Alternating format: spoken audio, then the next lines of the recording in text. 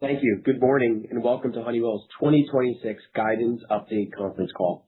Joining me today are Senior Vice President and Chief Financial Officer, Mike Stepniak, and Vice President of Financial Planning and Analysis, Rajiv Reddy. This webcast and the presentation materials, including non-GAAP reconciliations, are available on our investor relations website. From time to time, we post new information on this website that may be of interest or material to our investors. Our discussion today includes forward-looking statements that are based on our best view of the world and of our businesses as we see them today, and are subject to certain risks and uncertainties, including those described in our recent SEC filings. This morning, we will review our guidance for 2026 ahead of our Investor Day later this week on Thursday, June 11th. Last week, Honeywell Aerospace hosted their inaugural Investor Day and provided a pro forma financial outlook for 2026. Today, we will provide a similar framework for the RemainCo entity, which will be named Honeywell Technologies.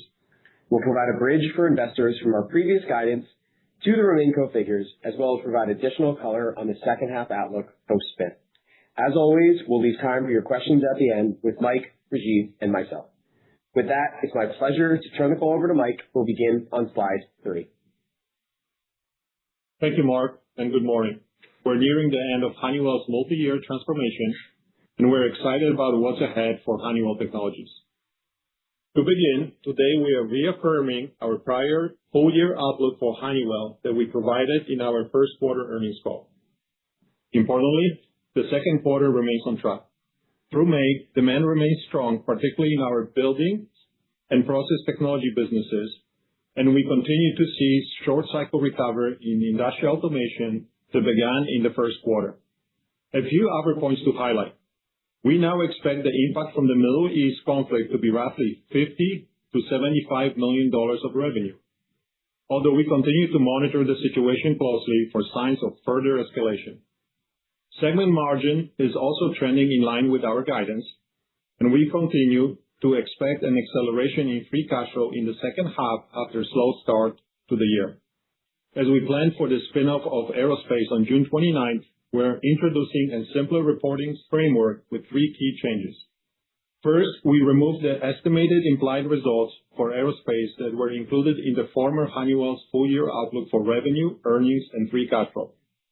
We have also included the benefit of the Honeywell Aerospace trademark license agreement, which will partially offset the temporary standard cost impact. Second, our guidance now removes financial estimates for Productivity Solutions and Services and Warehouse and Workflow Solution businesses beginning in the fourth quarter, which is the assumed closing date for both divestitures, while also adding estimates for the pending acquisition of Johnson Matthey's Catalyst Technologies business, which is assumed to close in the third quarter. Finally, we're removing the P&L impact of our overfunded pension and the full impact of our investment in Quantinuum from our adjusted results from prior and future periods to provide a clearer and more simple presentation of our performance. I will talk more about each of these items in the coming pages. This outlook for Honeywell Technologies will also form the basis from which we will introduce new 3-year targets at our Investor Day on June 11th. Let's now turn to slide 4 to discuss our latest outlook in our business segments. Here we show a full-year organic growth outlook for each segment and total Honeywell Technologies. To start, Building Automation is continuing to outperform with strength in all regions across both products and solutions. As you will hear later this week from Bilal and team, the business is leading the charge with new innovative products that are driving share gains and continued growth above market. We continue to expect PA&T sales to be roughly flat organically for the year, although we remain confident in a high single-digit growth outlook for this business in the second half due to the strength in orders and expected ramp in the conversion of backlog, despite the transitory impact from the Middle East conflict. We're also starting to see stronger short-cycle catalyst demand. We have raised our full-year expectations for industrial automation from down low single digits to flat for the year, as the short-cycle demand recovery continues, particularly in Europe and Asia, which we previously thought would be headwinds in 2026. And last, strong pricing execution and discipline are meaningfully contributing to top-line growth across the portfolio, more than offsetting rising inflation. Overall, we expect Honeywell Technologies to deliver 2 to 3% organic growth in 2026, with stronger growth expected in the second half. Let me turn to slide 5 to talk more about the details of Honeywell Technologies guidance. On this slide, we lay out the impact of each of the moving pieces that take us from our prior guidance for Honeywell to the Honeywell Technologies guide we're providing today. First, the decision to exclude pension income from adjusted earnings removes 85 cents of EPS from prior guidance, which includes the impact from both Aerospace and Honeywell Technologies. We believe the separation is the right time to make the change, and the exclusion of this non-operational income from our adjusted earnings should reduce earnings volatility, increase visibility, and improve free cash flow conversion. While we are excluding pension income from our operational results, our roughly $5 billion overfunded pension represents real value to Honeywell shareholders. We're actively evaluating ways to monetize this surplus, and we'll provide more details on our plans at a later date. The next and most significant adjustment is the removal of Honeywell Aerospace, which represents approximately $5.50 of earnings. This includes roughly $19.2 billion of sales and $5 billion of segment profit at the midpoint of our prior expectations, with roughly $3.3 billion of free cash flow prior to any standalone costs and carve-out adjustments, but including a partial allocation for interest expense and below-the-line items. Next, following Quantinuum initial public offering on June 4th, we're removing the financial impact of our investment in business from earnings, a decision that aligns with our other efforts to simplify Honeywell Technologies results for investors. Notably, this removal improves our segment profit by approximately $300 million, which translates to roughly 19 cents of earnings and $100 million of free cash flow. The teams and I also have been very focused on the elimination of stranded costs, and I recently shared that we have reduced our estimate of these costs on day one to less than $300 million, a roughly 38-cent impact to full-year earnings. And I am pleased to share that roughly 75% of this total will be out by year-end, a sharp acceleration from where we began. I look forward to sharing more on this topic on Thursday. Partially offsetting stranded costs is the benefit of the aerospace trademark license, which amounts to $146 million to segment profit, a half-year impact of $73 million in 2026, or 9 cents of EPS. The difference between the $225 million cash impact that Honeywell Aerospace cites in their Form 10 and Investor Day materials and the $146 million segment profit benefit you see here is due to the accounting treatment governing license expense on aerospace books and license income on ours. However, from a free cash flow perspective, the $91 million we show here represents a $225 million of cash prorated for half year and net of tax. Last, our guidance now incorporates the expected exit of PSS and WWS from industrial automation and the Johnson Matthey Catalyst acquisition in PA&T. We expect the dilution from these portfolio moves to be partially offset by a stronger than anticipated outlook in our automation segments in the second half. All in, these items bring it to the midpoint of our initial Honeywell Technologies guidance for 2026. Now let's turn to slide 6. This page illustrates the walk of our 2026 guidance midpoint for Honeywell Technologies from the Honeywell guidance issued in April. One point to mention is that the basis points impact is calculated off the revised base after removing aerospace sales and segment profit. The endpoint will be the starting point from which we issue our 3-year financial targets at our Investor Day on Thursday. With all of these pieces in place, let's turn to slide 7 for a summary of our full year and second half 2026 guidance for Honeywell Technologies. As previously mentioned, our 2026 Honeywell Technologies guidance excludes results from Honeywell Aerospace following the spin-off and subsequent reclassification of the business into discontinued ops. Additionally, the guidance now assumes the divestiture of Productivity Solutions and Services and Warehouse and Workflow Solutions businesses as of October 1st and assumes the acquisition of Johnson Matthey's Catalyst Technologies as of July 1st for the purposes of your model.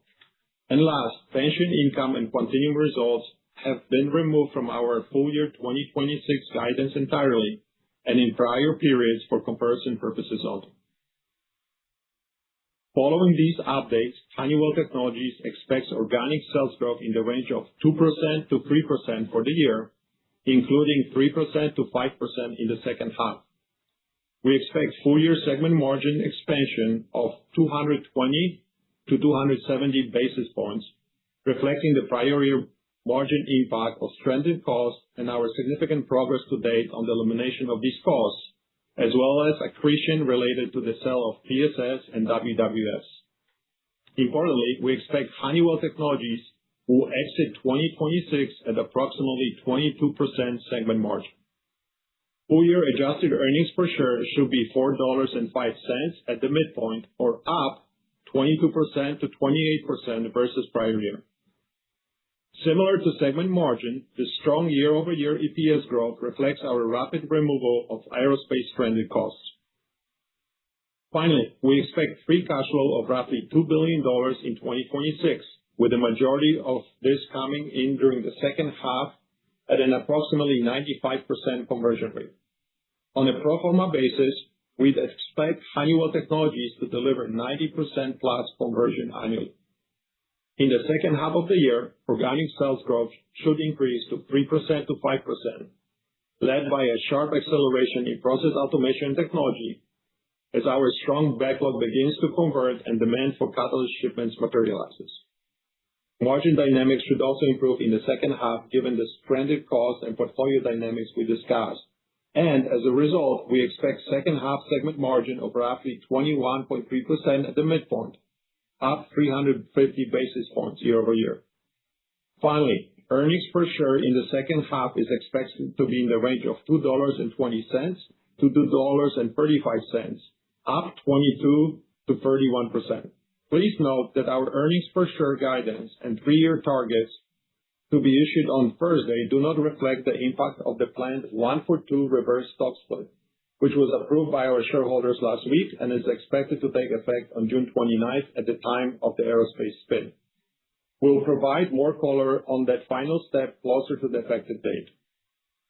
You can also find details of the simplified below-the-line structure in the supplemental information section of our presentation, which includes estimates of our go-forward corporate and other below-the-line items, which will continue to decline in 2027. Now let's move on to slide 8 to wrap up. We hope you found the information presented in this call helpful in laying the foundation for Honeywell Technologies' outlook ahead of our Investor Day. We believe the changes we are making today will provide a cleaner and more simple presentation of our performance going forward. We are tracking ahead of schedule on our separation milestone with the aerospace spin-off, now expected to be completed on June 29th, and I am very excited to see these two leading pure-play companies in action. I also want to take a minute to congratulate Raj, Nitesh, and the entire Quantinuum team on an incredibly successful IPO last week. We remain shareholders and supporters and look forward to partnering with Quantinuum on their continued success. We also look forward to hosting everyone at our Investor Day on June 11th in New York City. This event will provide an excellent opportunity to share our strategy and long-term growth expectations. With that, Mark, let's take the questions. Mike, Rajiv, and I are now available to answer your questions. We kindly ask that you please be mindful of others in the queue by asking one question and one related follow-up. Operator, please open the line for Q&A. Thank you. If you'd like to ask a question, please press star 1 on your telephone keypad. A confirmation tone will indicate your line is in the question queue. You may press star 2 if you'd like to remove your question from the queue. For participants using speaker equipment, it may be necessary to pick up your handset before pressing the star keys. Thank you. Our first question comes from the line of Nigel Coe with Wolfe Research. Please proceed with your question. Thanks. Good morning. This is really helpful. Thank you. Just on the free cash flow conversion comment, Mike, I think the $2 billion represents about 80% of adjusted net income for this year.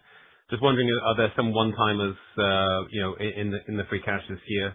And then going forward, the 90% plus, now that we've got pension income adjusted out, what are the barriers to getting towards 100% or closer to 100%? Hi, Nigel. I think if I just step from a first half to second half, first half for us was slower. Few reasons for it. Obviously, Middle East impacted us. Second half, we should be north of 95%. We have a lot of collections coming in. Demand is very strong. And structurally, few things are happening. Obviously, our tax rate is getting better going into the second half, and with that, cash taxes, same for next year. And we're paying down debt aggressively. That's going to help us as well with better free cash flow conversion. And structurally, our portfolio is getting better. So I wouldn't say 100% free cash flow conversion is not out of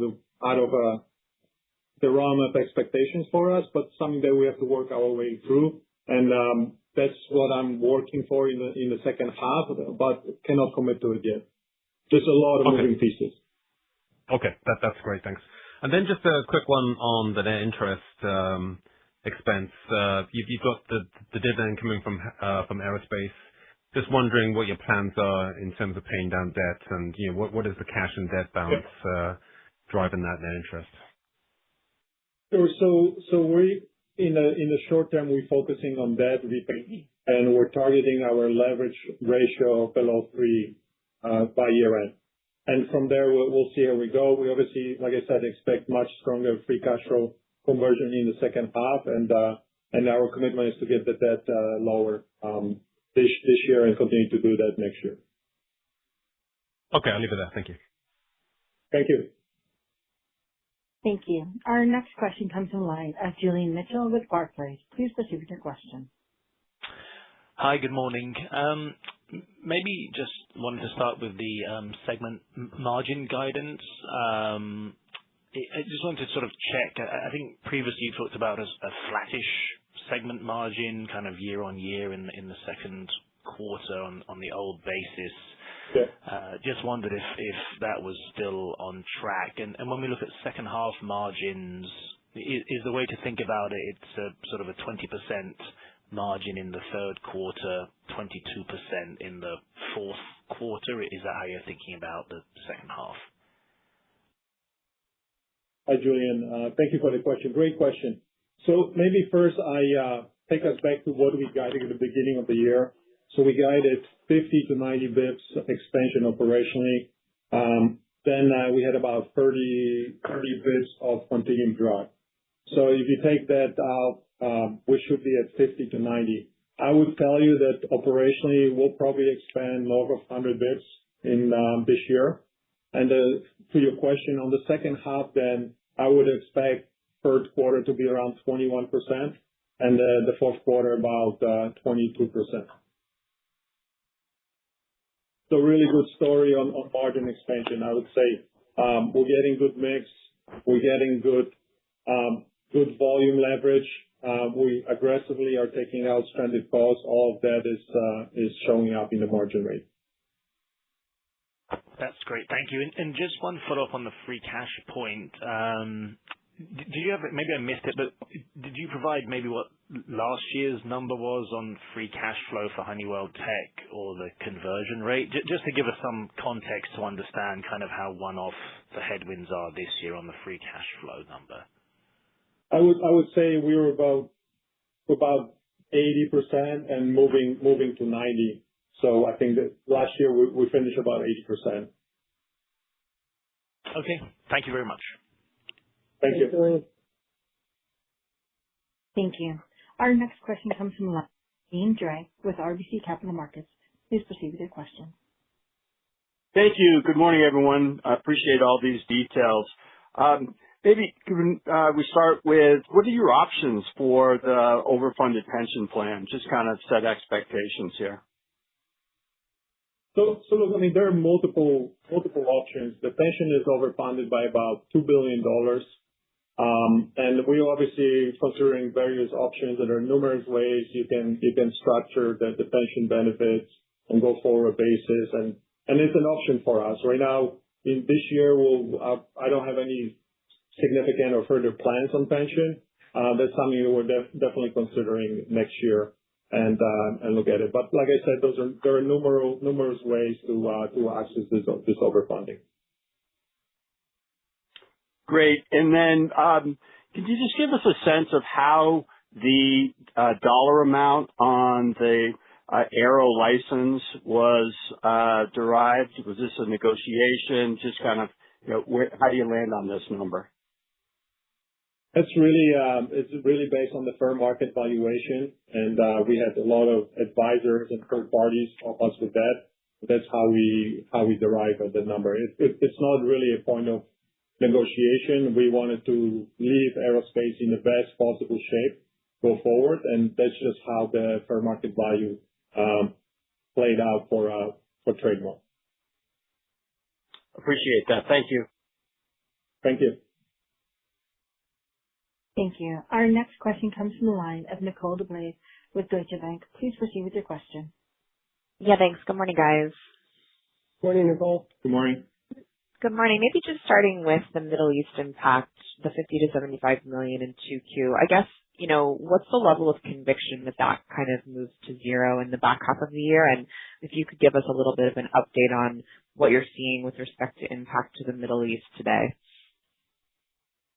Sure. So I would say the very high level of conviction, obviously, for this quarter, assuming there is no significant re-escalation, if you will, and the conflict continues to progress to de-escalation and ramp off, we don't see any significant impact in terms of pressure for us in the Middle East.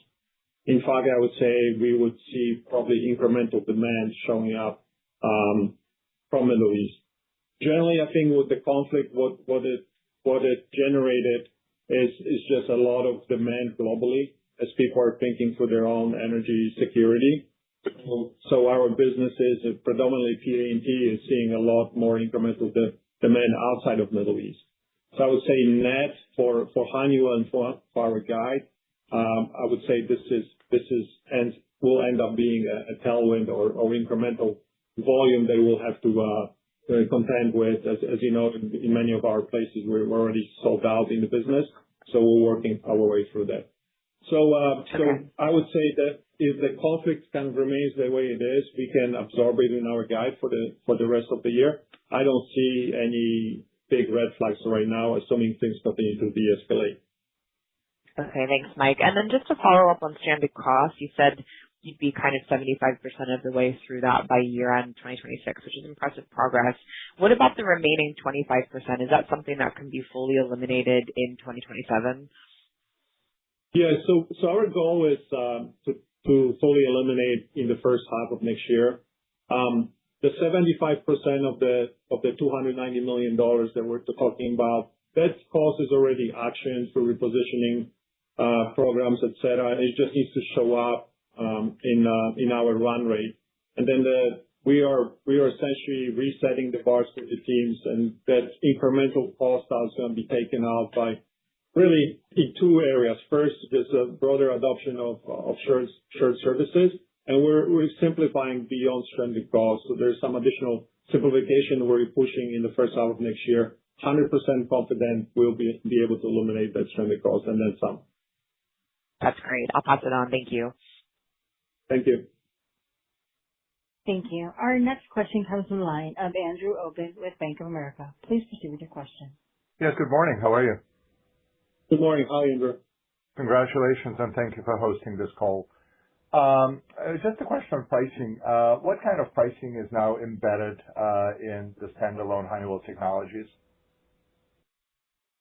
Yeah, so I would say pricing is progressing well for us. We see, first, maybe I'll start with that. We have just see a lot of demand. Our orders are high. May quarter to date, our orders are in the range of about high single digits, potentially double digits for the quarter. So feel really good about that. With that's what's happening, the pricing is holding. So I think we'll finish second quarter about 4% pricing, and the second half should be around that range. So 3.5% to 4.5%. Fantastic. And just maybe a little bit sort of building automation continues to be strong. Can you just sort of provide a little bit more visibility what's happening inside there, maybe just looking building solutions, fire solutions, security and access, building management, power infrastructure, any color as to why this remains so good for so long. Thank you. Sure. So Bilal will talk about it on Thursday, and I think we have a really great. Yeah. Yeah. We have great story on building automation. The building automation has been introducing new products at a very high rate for the last 2 years. We have a lot of exciting offerings coming into the market. We feel like we're taking share. And globally, if you think about Europe, Asia, China, these regions are growing for us as well. So there's a multitude of factors that's helping us. And I would say Forge is maturing. And you'll hear on Thursday a lot about Forge and our connected offering. And I think it's just outstanding story. So building automation orders this quarter, I've been with Honeywell for 6 years. I haven't seen orders that strong yet in the company. So we definitely are taking share. At least that's my view based on what we see in order rates. And this is driven by the number of offerings and solutions that we're providing into the market. Thanks so much. Thank you. Thank you. Our next question comes from the line of Andy Kaplowitz with Citigroup. Please proceed with your question. Hey, good morning, everyone. Good morning. I was intrigued by your comments on improving short cycle catalyst demand, and as you know, catalysts have continued to be, a bit of a drag or at least lumpy. So maybe you can talk about that, and then, what are you seeing at Johnson Matthey as it comes into the fold? Sure. So short cycle, and I think your question was on industrial automation? On catalyst demand. On catalyst, I'm sorry. On catalyst, so as you know, we talked about a lot over the last several quarters that there was still oversupply and not a lot of demand, et cetera. As crack spreads got better and our customers realized they have opportunity to really improve their yields and get that better price, we're starting to see a lot of orders on catalysts. So net for the year, I think that the catalyst sales will still be low single digit growth, but we see a significant step up in the second half, double digit step up in catalyst demand out there. So we really feel good about the progression. And with that also, we feel better, obviously, about our cash flow position, as this business is going to generate a lot of cash flow for us in the second half.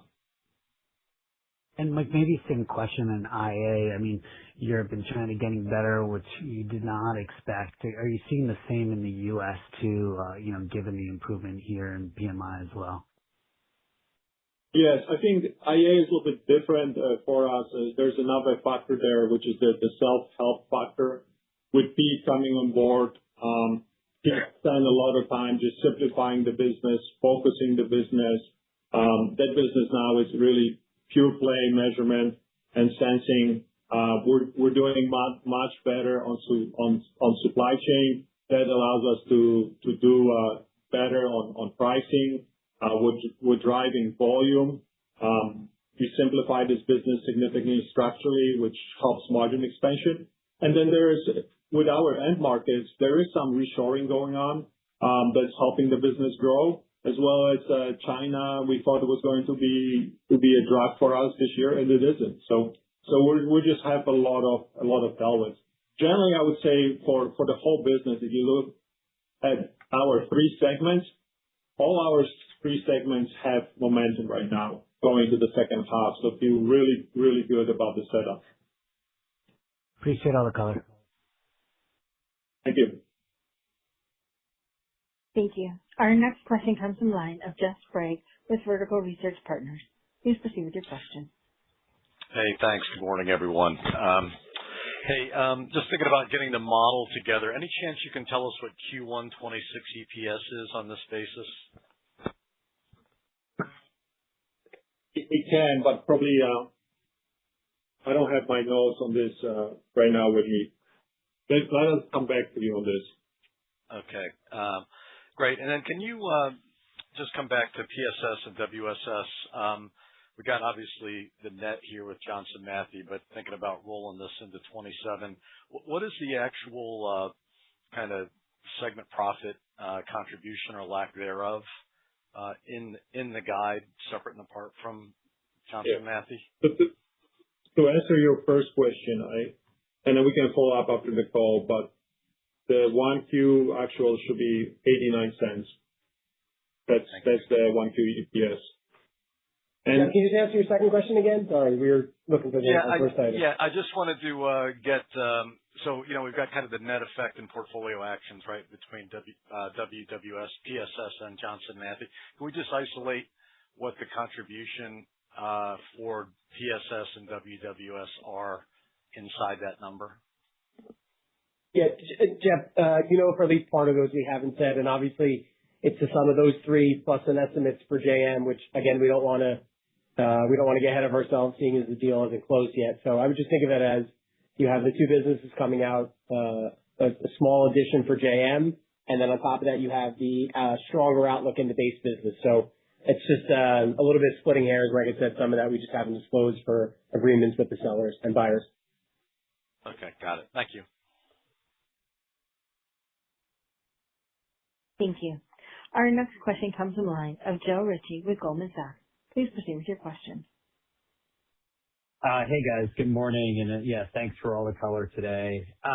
My first question, just to clarify, the stranded cost of $290 million, that's a full year number. So what does the split look like for stranded costs in the second half of the year? It's a 290 for the year. We'll give a little bit more color on Thursday, so you'll see it on Thursday when we talk. But like I said, majority of this cost is already action. It just needs to show in our run rate, meaning the restructuring actions, et cetera, were taken.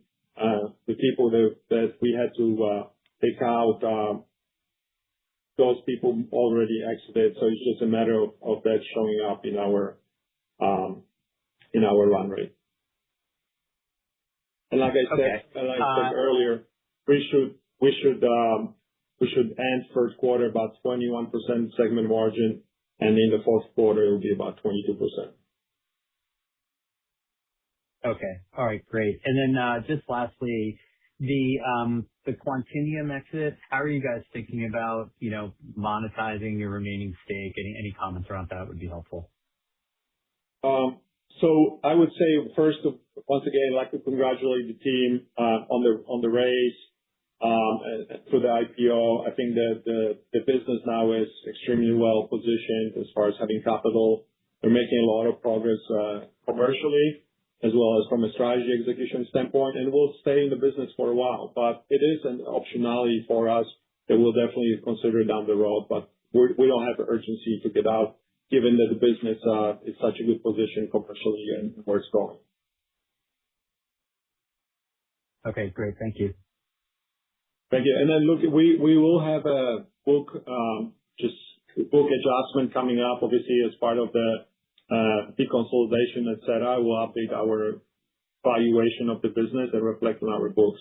So it's going to be, $5 billion plus pickup in terms of the value of the business, and that was reflected on the books. So you can from there infer how much potential incremental cash flow might come through any monetization down the road. Thank you. Our next question comes from the line of Amit Mehrotra with UBS. Please proceed with your question. Thanks. Good morning. I guess when you guys were building the first half to back half plan, this acceleration or step up in organic growth, maybe just help us bridge, the confidence level there between, backlog conversion, the order momentum that you're seeing, short cycle recovery, comps, whatever. Just curious in terms of the confidence level in that step up and where is that coming from? Is it already within the backlog, or is it some extrapolation of the order trends you're seeing now? Sure. So let me maybe just level set on where we are here for the quarter and how we're thinking about the second half. So May quarter to date, our orders across the board are high single digits. Building automation is closer to double digits. So we see strong orders both on short cycle and long cycle. Let me just maybe talk through various segments and start with PA&T. In PA&T, as you remember, we always talked about us having a record backlog and that backlog building. This quarter, this backlog is starting to convert. Why do I say that? I start seeing cash. Customers are paying us advances. We're mobilizing our people to go work on these projects and start engineering work. We see significant pickup in the second half from the project work, and we're 100% confident in the volume coming. On top of that, you have the increased catalyst demand that's coming as well, and that's short cycle. But I think that given where the oil prices are today and just the general demand, we will continue to see strong performance in PA&T. On building automation now has been delivering 7 quarters high single-digit growth. We continue to guide them at mid-single-digit plus, and the orders are extremely strong. We see a lot of volume from our products, but we also see volume in project and services. There is a little bit of pull-in, if you will, from a second half to the first half. The customers are driving because we did announce price increases, so people want to lock in their pricing. That said, that gives me confidence this accelerated demand. It gives me confidence that the projects that people have in their pipeline are going ahead. And then finally, on the industrial automation, a lot of it has been self-help story, but the team is again starting to introduce NPI. Volume is better as far as demand. We're able to satisfy the demand. So the business is going to grow in the second half, low single digit, and based on everything I see, it should grow mid-single digit next year. And then Pete is definitely taking advantage of reshoring happening and pivoting the business to being more focused. So across the board, like I said earlier, all three segments have momentum.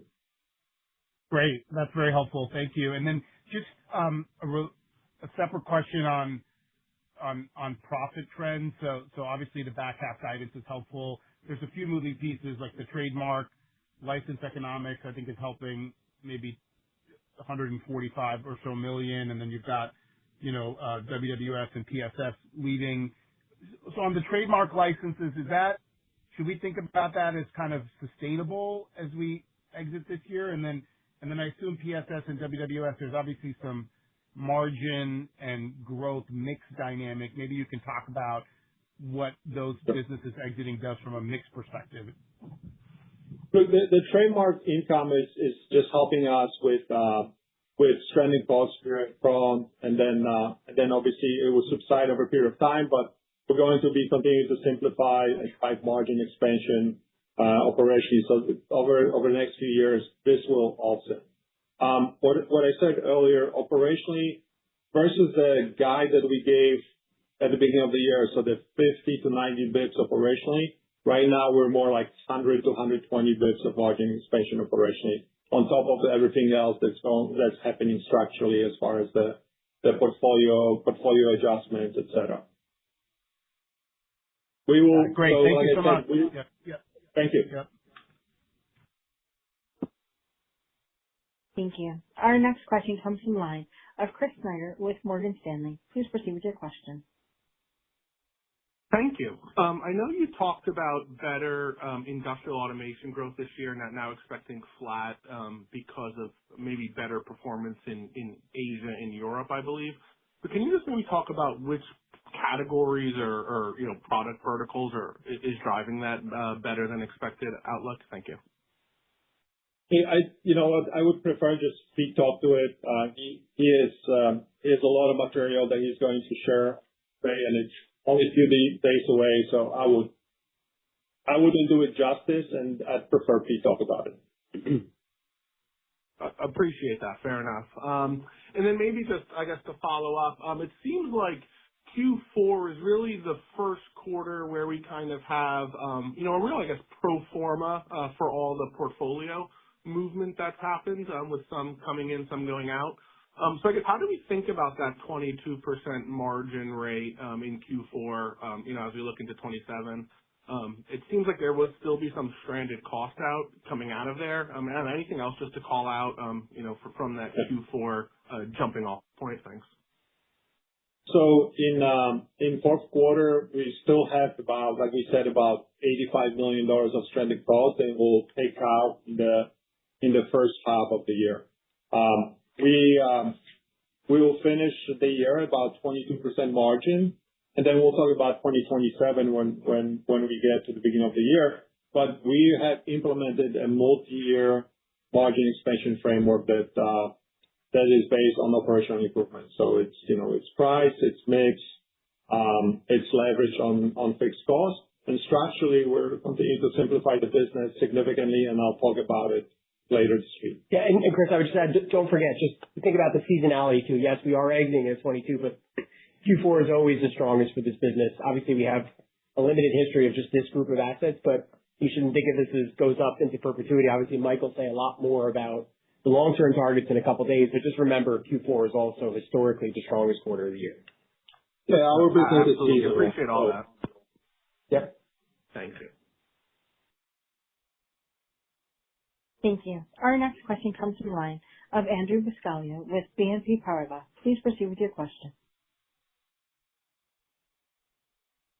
Hey, good morning, everyone. Morning. Good morning. I just wanted to check on. Morning. Just wanted to check on. You made the comment that you had some large orders in the process segment.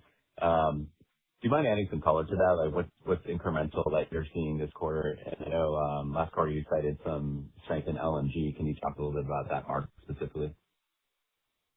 Sure. So it's the orders coming from two areas. A lot of the orders are coming from LNG. And we obviously, like I said, we have the catalyst orders, et cetera. You'll hear more about it here as we go through the quarter, make the announcements. But we have some orders in Africa, we have some orders in Middle East. So generally, we feel good about the backdrop here and our commercial pursuits and how they're starting to materialize in terms of firm orders. Okay, got it. Yeah, and then at the beginning of the call, you cited Q2 tracking in line. But you did raise a little bit on your industrial automation front. So wondering, should we assume midpoint or maybe slightly better than the midpoint? For the second quarter? Just Q2, yeah. Yeah, I would say it's in line. I mean, it's roundings at this stage. I would say everything indicates the quarter is going to be good, but it's within our guide. All right. Thank you very much. Thank you. Thank you. Our next question comes from the line of Jairam Nathan with Daiwa Capital Markets. Please proceed with your question. Hi, thanks for taking my question and for doing the call here. So just wanted to understand, as Honeywell Technologies, the CapEx, percentage of sales, R&D, run rate. Yeah, that'll be great. Sure. So I would say, from a CapEx standpoint, everything we've done with the portfolio makes us a bit CapEx lighter. Our CapEx for the next few years should be around 3% of revenue, and that's with investment in capacity, incremental investment in capacity in LNG. So feel good about CapEx and R&D. Our R&D as percentage of sales should be north of 4.5%. Probably this year will be 4.8. As if you remember, we stepped up our R&D spend the last couple of years.